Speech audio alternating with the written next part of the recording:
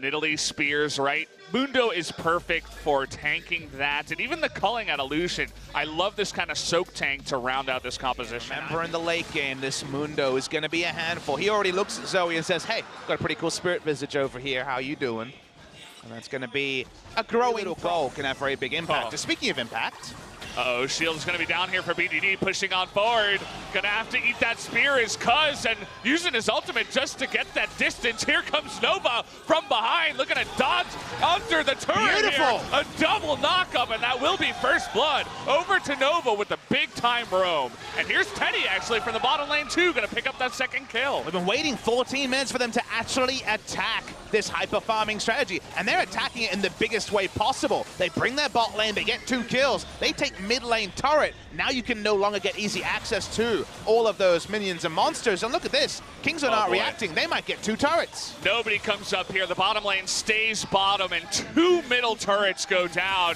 Even this bottom turret struggling to go down. The turrets just melt in this meta, especially when you got 4 people and you take out 2 of your enemies. Things can change so quickly. The lead for Kingzone was massive. As now Kingzone are going to have to deal with some bad guys. Gorilla with no flash here. At least Prey does, but Gorilla is in a lot of trouble. Are they going to just go for Prey here? Actually missing the Ornn knockup. Gorilla going to go down, and Prey all alone here too. 4 on 2, they net 2 more kills. And Jinner, BDD and Cuz trying to invade once again, and you saw that BDD got caught actually on the Braum without a shield. But down. The siege of Zoe, Nidalee, Lucian doesn't need to be examined with a fine-tooth comb. It's a very strong siege trio. Khan is getting there. He's free farmed. He's the only one who can hold his head high, and he wants to kill Ornn. He's got full health. I don't think the turret's really going to do much to him either. Sohan is surviving, and now the ultimate is down. Nice flash, but Khan going to respond with 1, too.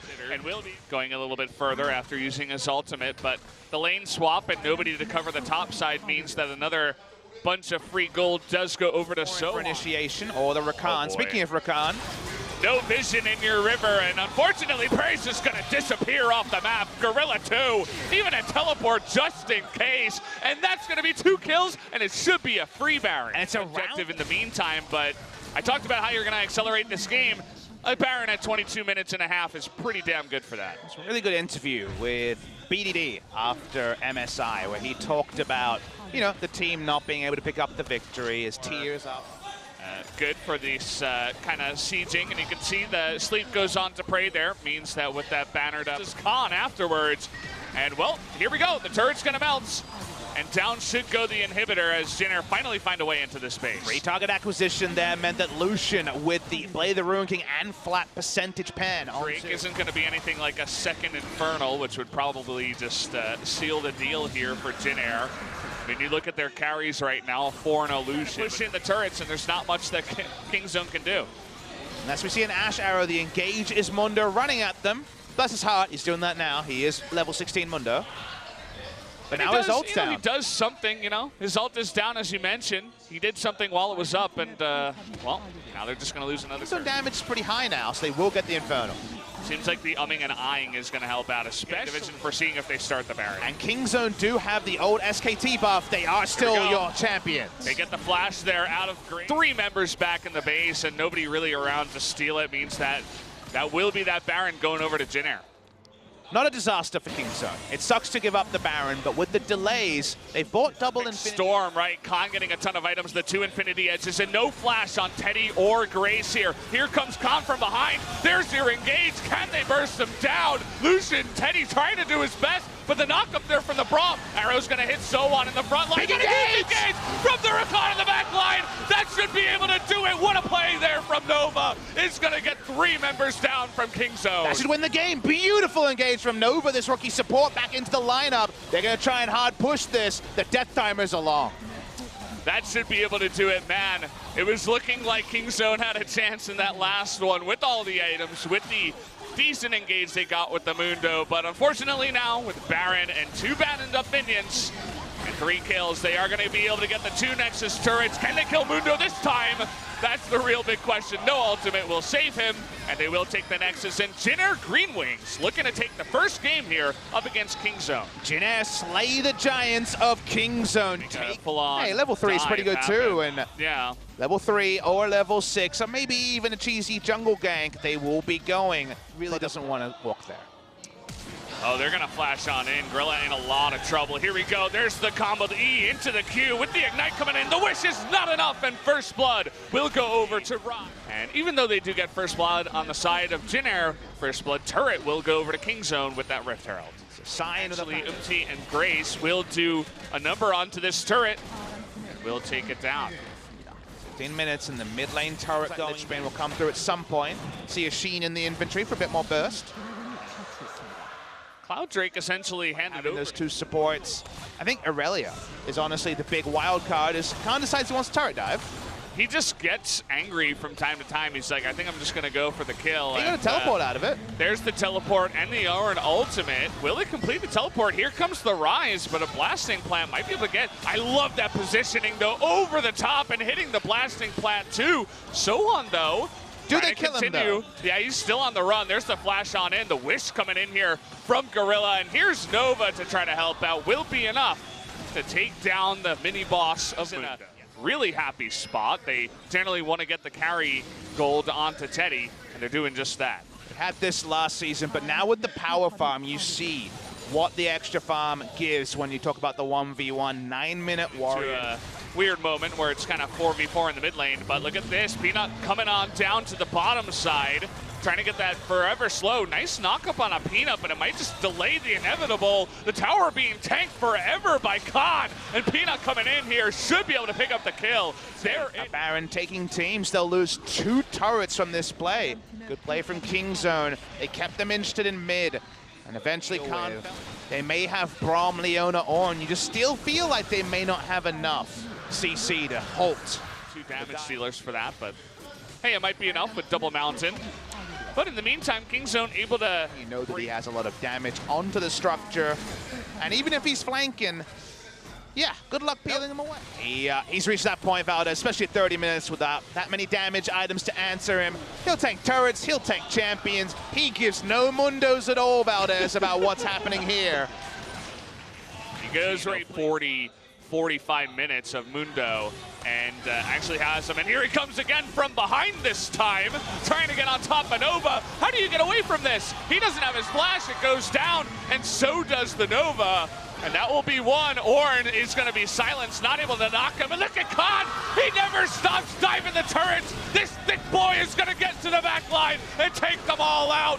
Down will go BDD, and Khan's ultimate finally is over. But as we said before, there is just not enough time to take out this Mundo, and he's still alive. Soraka going to keep him up forever. There's going to be the ace, and Kingzone finally have that tank to do the damage in the back line. And Khan's finally found the tank for him. It's Dr. Mundo. He was the one secretly who was hyper-scaling in this game. We should have known with the repeated turret dives bot lane, but he gives absolutely no Mundos. Who needs a minion wave when he got 1 Doctor?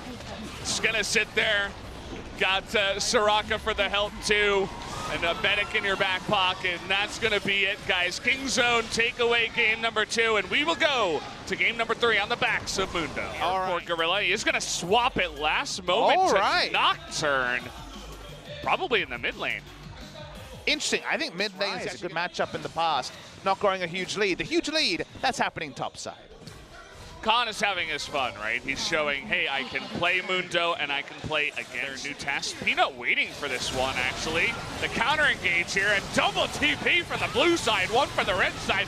Peanut trying to get in there with the wild growth. A nice stopwatch there for Cacao, keeps him alive. And Mundo, he's already beginning to pop off here, gets 1 kill. Talia for BDD not able to get it. In terms of snowballing, you win 1 fight around the 15-minute mark and all of a sudden the game can go away with you. It is just 1 kill, but then again, first ever competitive Draven build was Bloodthirst to Old Last Whisper. This is the first patch Old Last Whisper lives, the better time gets for Jinner. Looking for a play onto BDD, level 13 right now, but not much of an escape here. Peanut gonna try to help out here onto the Rise, who's gonna get very low, and they do take him out, but the rest of Jin Air trying to come on in. BDD will go down to another kill onto the Mundo. Peanut, though, does get out with that. Have some fun with the Draven. We have the Nocturne going down into the bottom side, though. It looks like it's only Rise, and he gets destroyed, blown up, 2v1.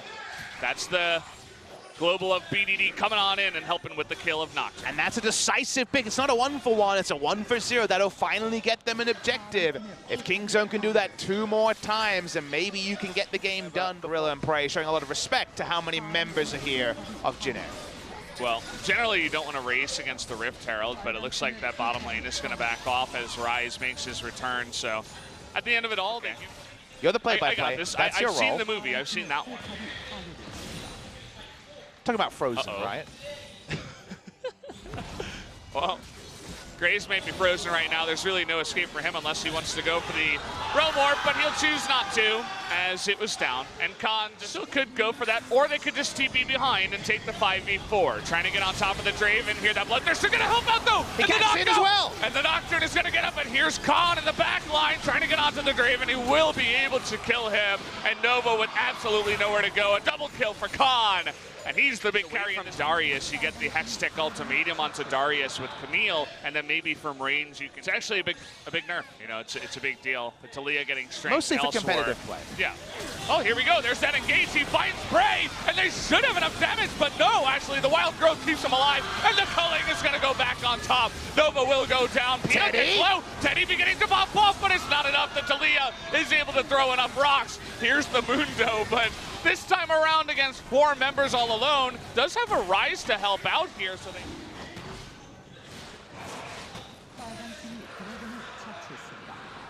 But you have something to play-by-play about us. There's the Weaver's Wall. It's nerfed, but it should be good enough. Let's see how it is. 6 seconds coming down. The Redemption helps out Peanut, and that is going to be it. But lots of members trapped in the pit here. BDD getting low, too. It's going to go down, and another one in the Lulu, too. So that's 2 kills in the trade for the Baron. The Mundo is only getting bigger. The Spirit Visage to complete 3 items is probably just a teleport back to base away. With those 2 kills down, that means slightly less Baron buffs. Crucially, Talia won't be able to play a side lane. They've already got 1 turret top side, and they're continuing on for a second one. Should be able to get this, but as I say that, no, the Nocturne is coming in, and it's looking like it should be enough onto Cacao. Nice stopwatch usage there, but the Rise doing a lot of damage, but here comes Prey from behind, and Duncan. The Mundo is going to be able to do it to get the kill. Grace getting low, but they're actually able to turn it around. Can the Draven do enough damage? Right, minions in range, but again, they don't have that engage onto Teddy, and they're still scared. It's really about Khan up against Sohwan, is able to push in up in the top. They're going to find him. Cal just died to the culling. I was looking at MVP engage on the Rakan. You might only need 1. Trying to get it onto the Lucian, but there's the stop and a huge seismic shove. It's going to get to Calvin. Is it enough? They need to kill Teddy. Oh, they are going to be able to kill the Rise in the back line. Teddy's still alive, and look at Sohwan. He's not dying just yet. His ult is ticking, but Teddy totally just out of this fight here, not even going in, decides, okay, we lost it. We're not going to be able to win this one, and that's going to be everybody but Teddy going down. And that's if that's going to be the game. It's got pretty long death time. His game has gone already to 38 minutes, 40 seconds. Teddy's alive, but what can he really do? Tries to get the knock aside there onto Peanut, but it's not enough. The apprehend is going to get him. 1 axe takes out Gorilla, but that's going to be the end of it. An ace for Draven as he does go down. And actually, he takes out the MVP. Gorilla was the MVP of that fight. When you see a replay, he managed to whimsy the Draven, who did no damage for 2.5 seconds. They found the hard CC out of the Lulu of all people, and that should be the game for Kingzone. Well, let's see if they can actually push in. Cacao trying his best, but not really doing much, and the TP comes in. Grace and Nova make their way in. The ultimate onto Cacao is not going to be enough. They're trying to engage here. Moving on forward onto Khan, but he just dunks them, and that's going to be the end. The Nexus is taken out by Prey, and Kingzone in a very long best of 3 take the 2.